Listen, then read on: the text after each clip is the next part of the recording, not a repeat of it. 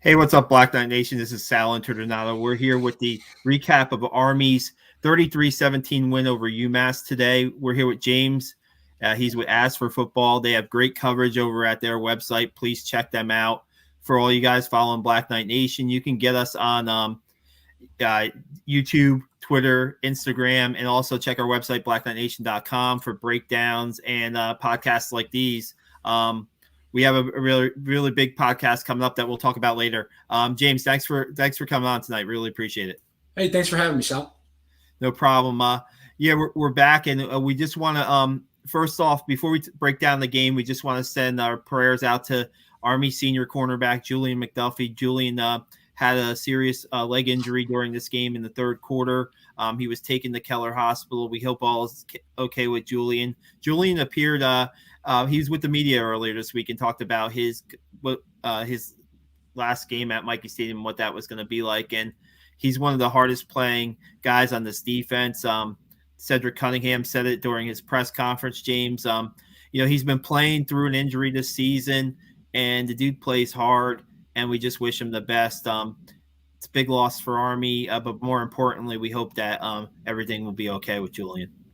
Yeah, absolutely. It was a hard scene watching on CBS Sports with his parents there for senior day and everything like that. So and prayers for his family and hope for the best.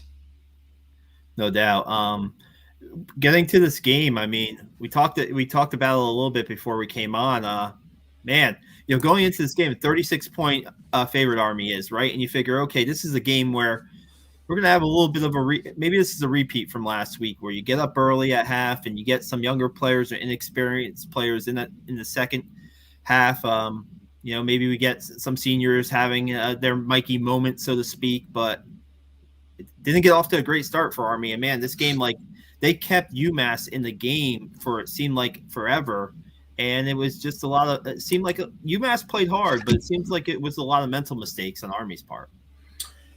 So I definitely wrote in my preview that I thought it was going to be a repeat of last week.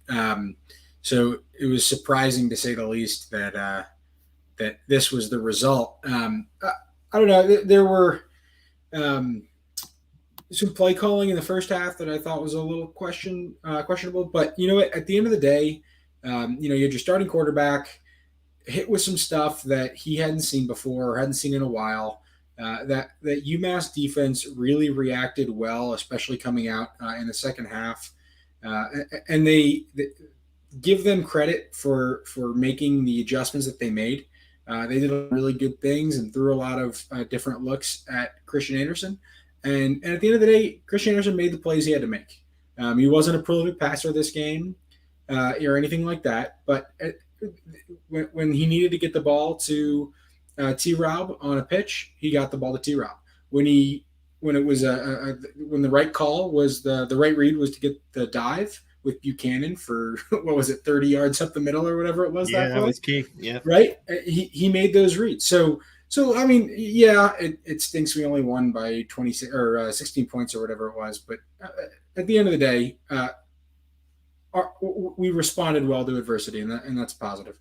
Maybe this is kind of a game that is needed. I don't know. I mean, you look at last week where it was kind of they could do whatever they want, right? Last week, I mean, you or I could have probably ran for a touchdown last week, James.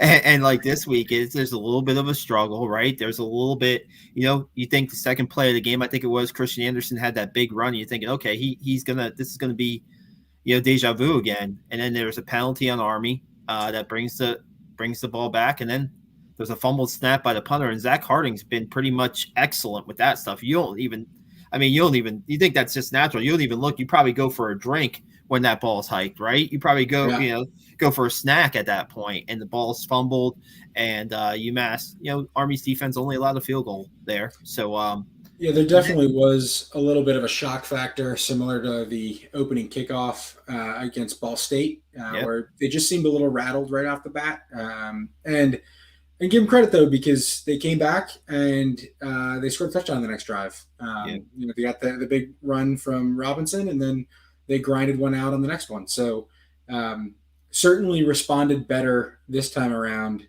than they did against Ball State. Yeah, no doubt. And 87-yard touchdown by Tyrell Robinson. I couldn't completely check this fact, but I believe it's the longest run since Terry Baggett in 2013 by an Army football player. I could be wrong. That's when he had that big game against Eastern Michigan and set the single game record, I believe. If we want to talk about some records being set today, man, Andre Carter just gets it done every week, doesn't he? I What mean, I mean, what a great player. As Coach Munkin said at the halftime, one of the hardest working guys on the team. He just loves the sport of football and loves doing what he does. So, what a great asset on the team. Seems like he's a great teammate, and just so happy for him. I didn't get a chance to sift through the stats again after the Army game. I know he took the lead for most sacks in FBS during the Army game. I don't know if that was retaken yeah, or not.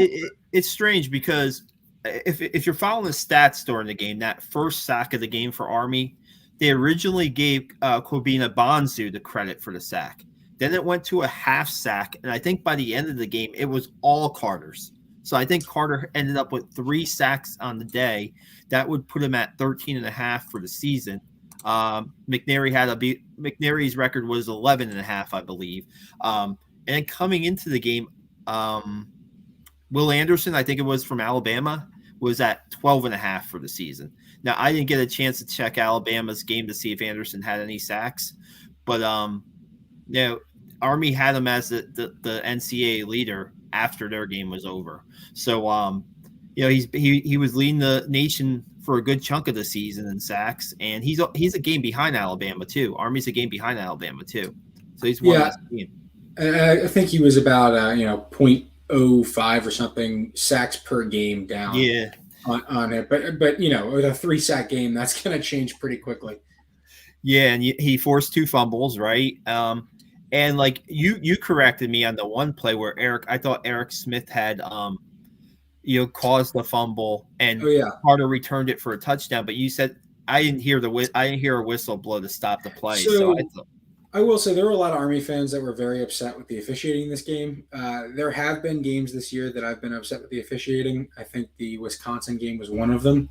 This was not one of them. I don't know. There were some questionable judgment calls and things like that where, hey, maybe it could have gone our way, maybe it could have gone their way, and maybe most of them went their way. But if we're complaining over judgment calls in a game against UMass, we need a yeah, reality check. So I wouldn't worry too much about the officiating on that one. It clearly was a fumble in terms of the ball was loose before the player was down, but the refs made the judgment that forward progress was stopped before the ball came loose, and that's not reviewable. And as I pointed out during the game when somebody brought it up, they called forward progress stopped when Navy was knocking on the door at Mikey Stadium last year, hmm, and the player got in on the second effort. So sometimes it goes your way, sometimes it doesn't. It's yeah. a judgment call. It's what football is, and you know what? Enough of the calls went our way, and we made enough plays where we won this game, and that's a great thing. Imagine like Carter having a fumble recovery touchdown also on his resume today.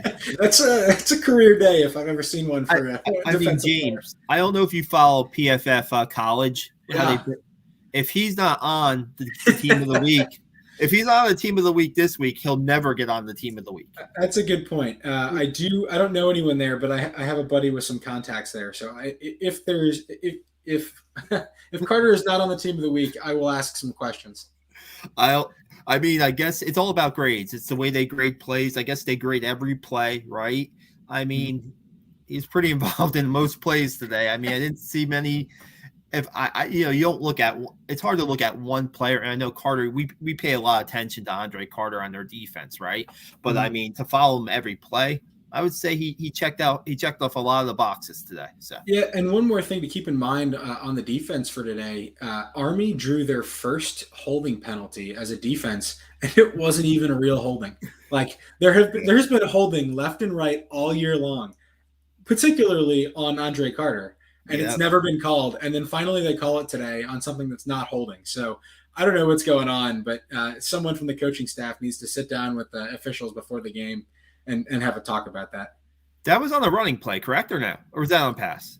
I forget what I it was. I just remember. Yeah, I thought it might have been even on a run, so that would even be like, like we've been talking all year long how their pass rushes, had been going up against the odds, right? Because it seems like Cockrell and Carter get held on every other passing down. But yeah, we talk about official stuff. Just so Carter has a big day, right? The defense forces 4 turnovers. Tyrell Robinson had the big run at the beginning of the game. And then when they needed it in the fourth quarter, Jacoby Buchanan. I mean, he just takes over that drive, right? That first run for 26 yards. And you hear people talk about, why doesn't Jacoby Buchanan get the ball more? Why it seems like he's a third down guy or he's a fourth down guy. Why is he the first, second? They rotate their fullbacks in, right? And Cade, everybody has a role on the team, I guess, within that group. And you know, I guess if anything, he's pretty fresh. He's pretty fresh. I mean, I chart the game snaps, and last week, Bucknell, right, James? I mean, Bucknell, everybody got a chance to play. I'm looking at my game snaps here, and Jacoby Buchanan played 5 snaps last week against Bucknell. He didn't have to. He didn't have to play a lot. But in Right. games like when you need him in crunch time today, right, and you might need him against Liberty and Navy, it seems like he's going to be pretty fresh, and he's more than willing to take over the load. And man, you forget how nifty this guy is for his size, right? You forget Right. how. I mean, I tend to forget because I see here he is, 4th down conversion, 1 yard, 2 yard touchdown. But this Got guy, it. I mean, we saw it last year. This guy can move for 260 pounds too. So Yeah, and we do have a fullback. I mean, Anthony Adkins, shed some weight, I think, before the season started. So his ability to move quickly has gone up faster than Buchanan's. What I'll say, so when I was a firstie in 2018, Army had that 4 fullback system, and it seemed like every single play they had a new fullback in, right? And yeah, so yeah, we can rush Buchanan all the time, but a couple things. Number one, you want to keep fullback legs fresh because every time they get the ball, they're not only pushing the 260 pounds of themselves into a line, they're then pushing that line, which could be another person, 2 more people, 3 more people. So their legs are constantly grinding. That's going to increase the possibility of injuries. It's going to decrease their effectiveness because if they're doing that all game long, that's not going to be super helpful for them. So yeah, sometimes he can break out and do really well. Sometimes Anthony Adkins breaks out and does really really well. yeah. So I'd rather I trust Brent Davis and I think that he does a good job at knowing which fullbacks and which personnel are better suited for which downs and which distances. Yeah, no doubt. Yeah, I just thought it was a good showcase of Jacoby Buchanan. And sometimes, like I'm guilty of like maybe hey, it's 4 fullbacks in the game, right? And some people were saying, wait, Wilson Cato, right? He scored a touchdown today on Senior Day. That's great. Wilson Cato's made the position move from linebacker to fullback this year, and found a way. He's worked his way up to get into that rotation, and you know, Tyson Riley had some meaningful yeah, gains as well in the first half. Yeah. So a lot of fullback help today. Obviously, Anthony Atkins went down with that injury yeah, as well. So we're hoping the best for him. You don't want to see that at all.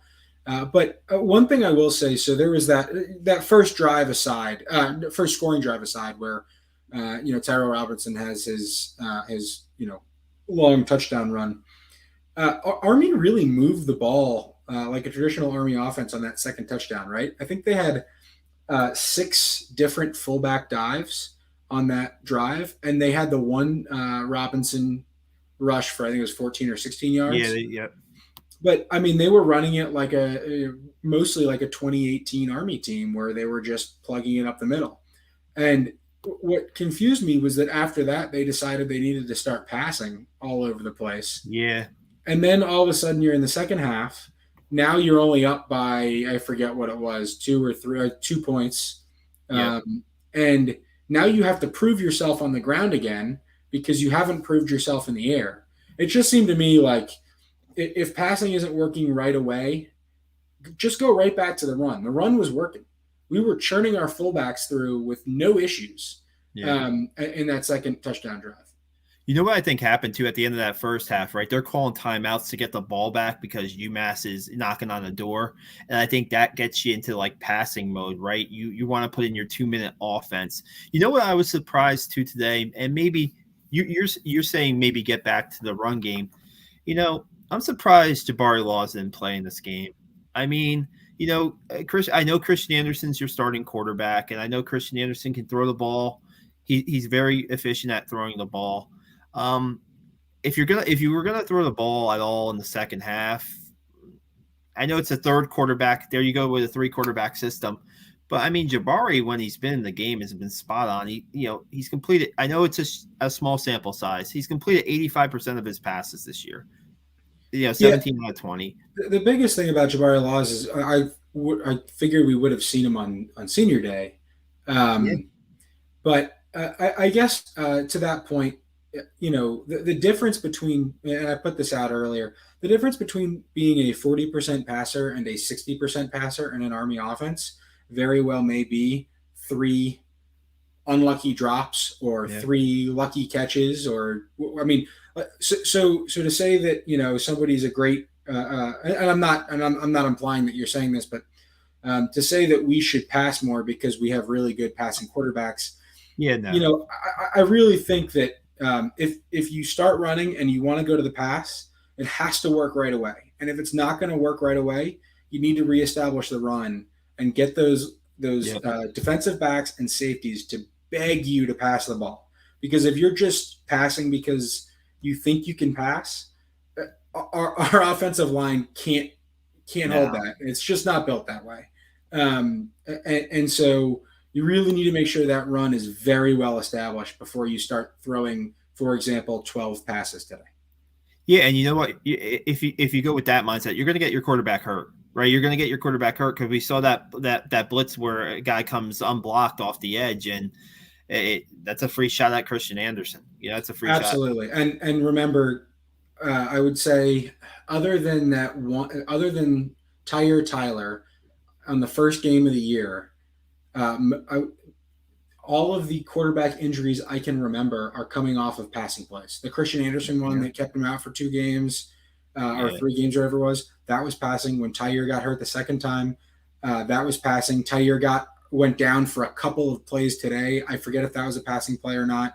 He I was think running, and that was a running play. yeah, Yeah, that was it could have been, was it a targeting call? I don't know. I mean, he got yeah. hit helmet to helmet. Yeah, that was more. But it's a good point because when that Christian Anderson injury was like on a third down. I don't even know, third down play. Did he even need to throw the ball in that game? In Miami of Ohio, I think. Did they even really need to throw that pass? I mean, the Army offensive line weighs about 150 pounds less than the average FBS offensive line as a Yeah, total. So yeah, you're not going to give your quarterback time in the pocket doing that. If those DBs and safeties want to bite up really hard in order to stop the triple option, and you can guarantee that you can have a wide open receiver, like we've seen many times this season, yeah. then great, go for take those shots, take those little almost jump passes that we've seen, but don't just start throwing. We threw 12 times today. We completed 2 passes. Yeah, well, let's it wasn't all Christian Anderson. That Brandon Walters play where he's Mhm. wide open and the ball's in his hands, and I couldn't complete the touchdown. There were a few drops out there today. There were a few drops Oh out there yeah, today. I'm not trying to blame any Yeah, particular player. I think it's more of a play calling thing. yeah. But You know what? I was surprised that. I mean, maybe you were probably following it more closely than I was. The wheel route that they had with the slot back, I didn't see that today. I didn't even see them run it like something like that. Did they they or no? ran. So they didn't run the wheel route they've been running, but they did run that new jet sweep looking play they've been running for the past couple weeks. I think they ran that at least once to the near side, and they might have run it one more time. Yeah. I kind of like that, either a T. Rob or Isaiah Alston on the jet sweep. Yeah, I mean, the offense, I thought there was a turning point in the game, obviously, when they go for it on fourth down, fourth and short. They don't get it. That gives UMass a little bit of momentum. UMass was 1-9 entering this game. They had nothing to lose. And I thought that, their coach did a good job, their coaching staff did a good job of preparing them for this game, right? And you know what pretty much what impressed me about UMass after the game is their coach, and he shakes Jeff Monken's hand, right? And this seems like the littlest thing for me, but respect is a lot, and he takes off his cap and he's shaking the hands of Army players and coaches. That's a guy who probably doesn't have a job in a couple weeks from now, Yeah, this right? this is a guy who was the offensive line coach a few weeks ago, Yeah, and now he's the interim head coach. He's a graduate of the university. He loves it's clear he appreciates the time that he has doing what he's doing. Uh, Nothing but great things to say about the UMass players, the fan base, particularly the coaching staff. Um, Phenomenal effort, and they deserve all of the credit when it comes to why this game was close. no doubt, no doubt. Yeah, so we had a special guest at Mikey Stadium today. We had Bill Murray today, James. That was I think out of all the days, he's a UMass fan I saw on Twitter, or is that just I don't know. He was wearing army gear. Although, yeah, to be fair, according to Ross Tucker, I have no idea who Bill Murray is. So I might have to let you take this one. really? Wow. No, it was just Jason Horowitz and Ross Tucker were asking if any of the cadets or younger people in the crowd or younger people Yeah, watching actually knew who Bill Murray was. yeah, it might be. I mean, going back, Groundhog Day is one of my favorite movies of all time. So and he's famous for like the '80s movies and Stripes and Caddyshack's a Oh, big one. Caddyshack is just it's a classic. I Yeah, mean, Caddyshack's Cinderella story and yeah. I put my list of favorite Bill Murray movies on Twitter today, just randomly in the halftime. I don't know what I was doing, but Rushmore is a great movie, James. If you ever can watch Rushmore, you have some time, give Rushmore a watch. And also, there's a couple other ones that are really good. And I just thought Bill Murray, man, he's in the Corps Cadets. He's hanging out with the Corps Cadets. He's taking selfies all over the place. A friend of the show, Connor Crean's taking a selfie with him on the sidelines. Man, pretty good. Just a good vibe, And that sideline interview with Tina Savasio was unique, right? To say Well, the it was least. I unique. don't It know what was was so going on there. cool. That was awesome. And sometimes you'll see the VIP types show up at the Army Navy game, right? I think Mark Wahlberg was there a couple years ago.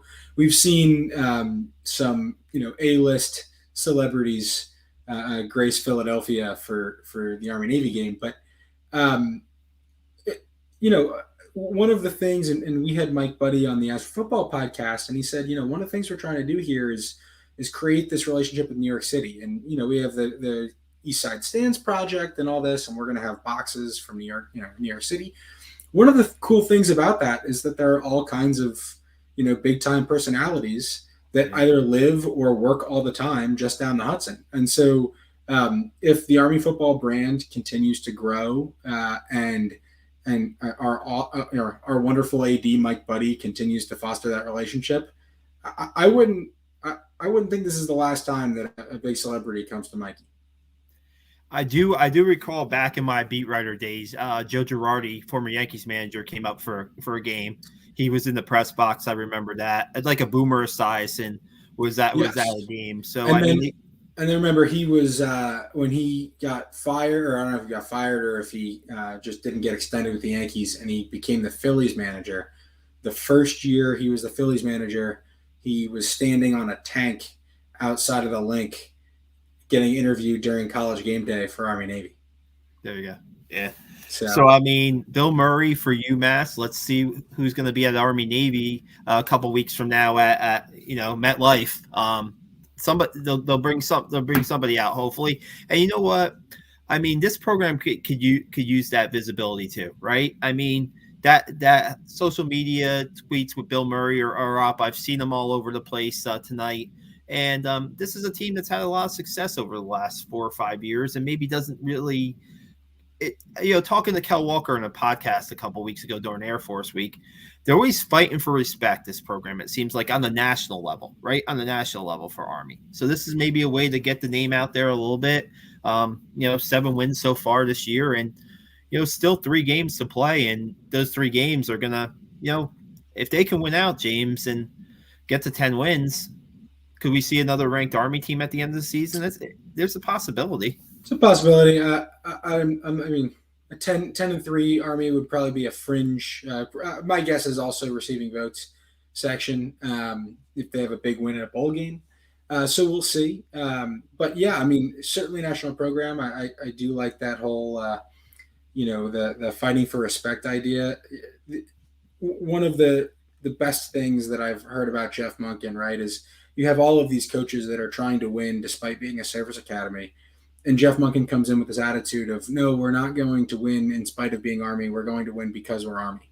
And that has boosted the program. It has boosted the brand, the national nature of the brand, all these things.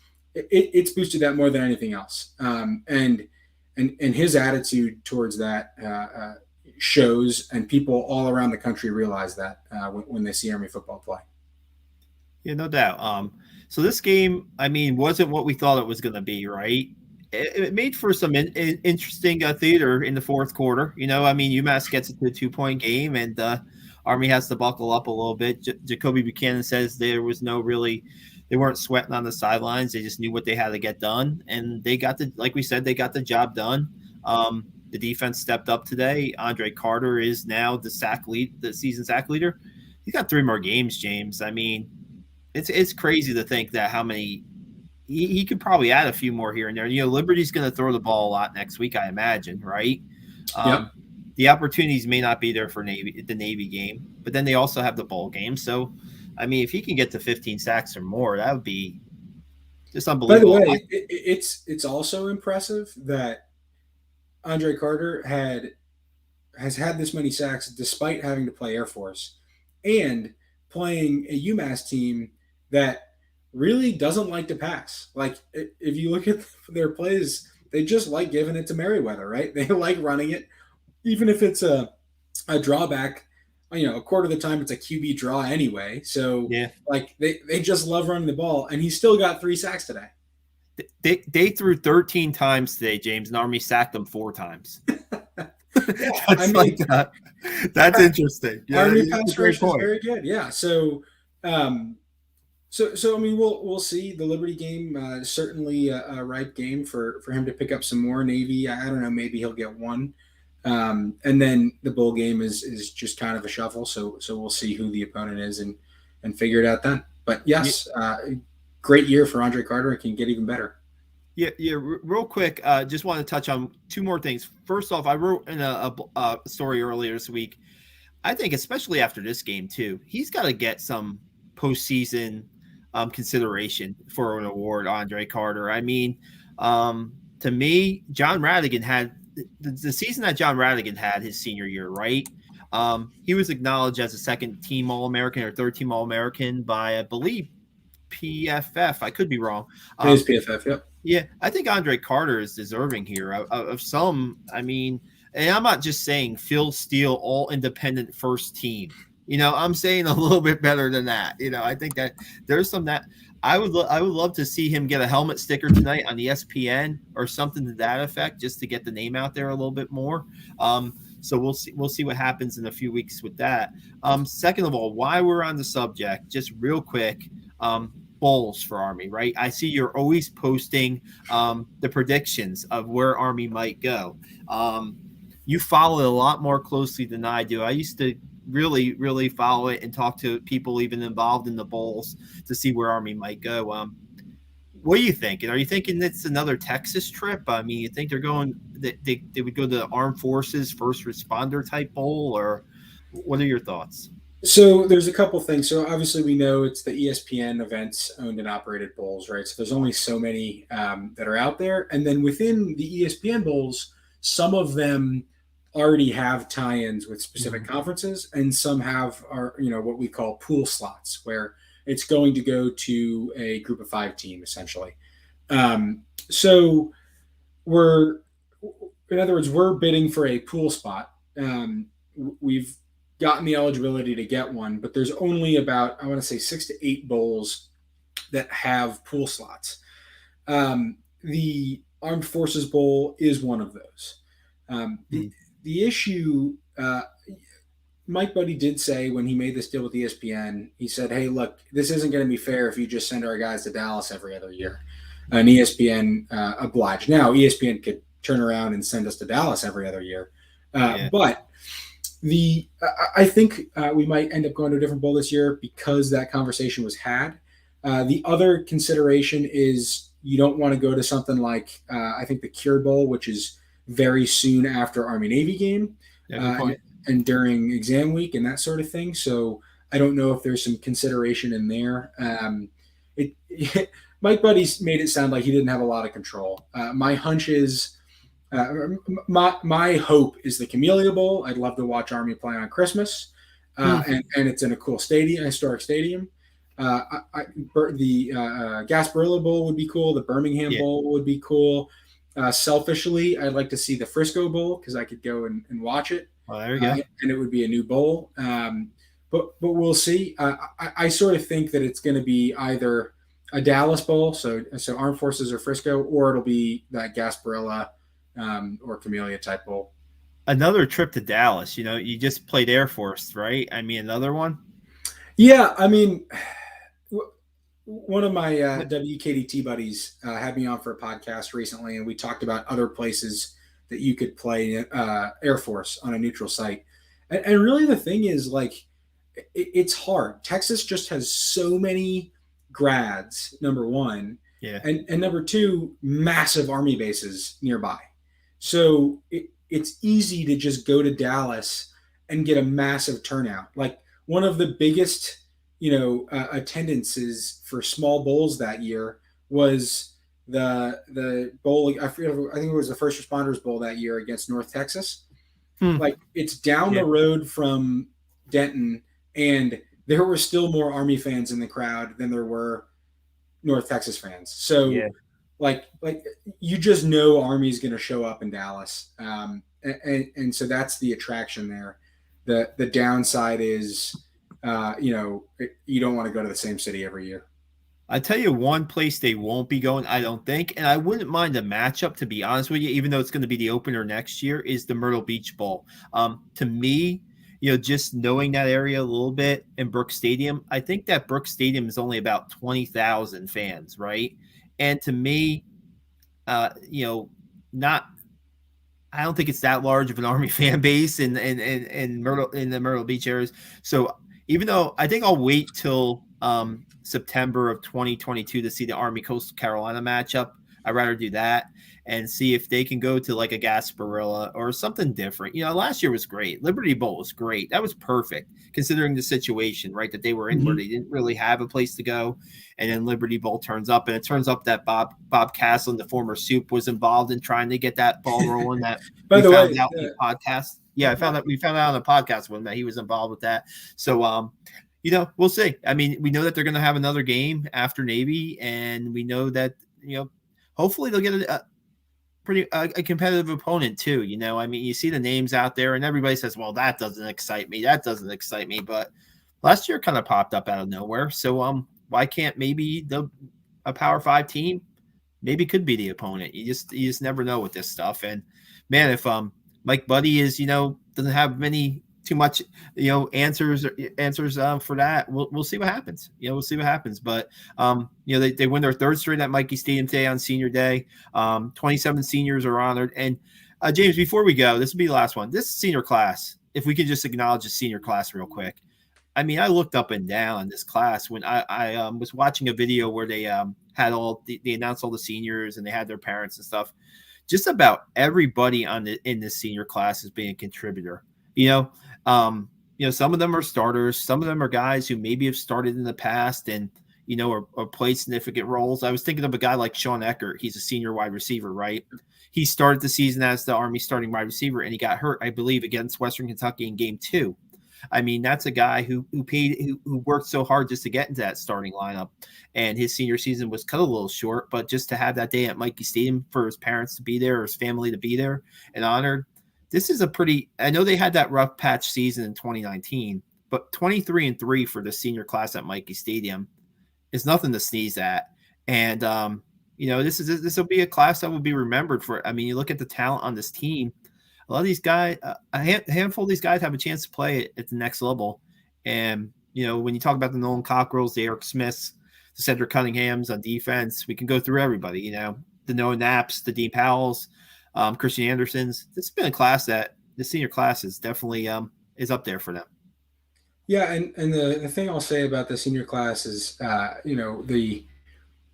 there were a lot of players that filled big shoes. We talk about Andre Carter specifically.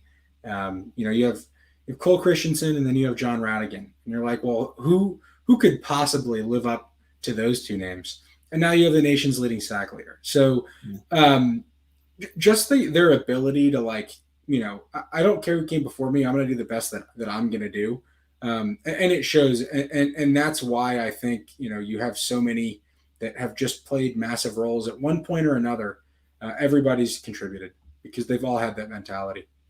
Yeah, there's a time where you say, okay, well, Army graduate these guys. You're right. Who's going to replace them? And they always seem to have somebody, step up. And, this year is no different with Carter. And this year on offense, I mean, we knew about Tyrell Robinson last year, but Isaiah Austin has had a breakout season for them. I mean, he's a guy who had a lot of potential. He's coming along. And when you look at their two top playmakers on offense are both sophomores.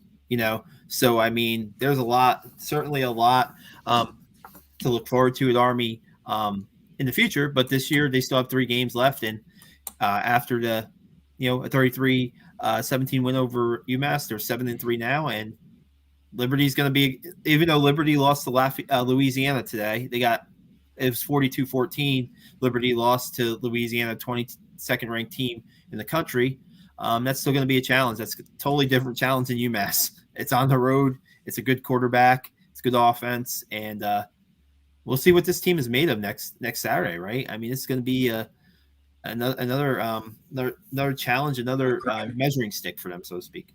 Absolutely. Yeah. Appreciate having you, James. Thanks so much for coming on, and we'll have you on soon, guys. Check out As for Football and James. Check out Black Knight Nation stuff. Just put in the old Google, and we'll see you soon. Thanks, Al.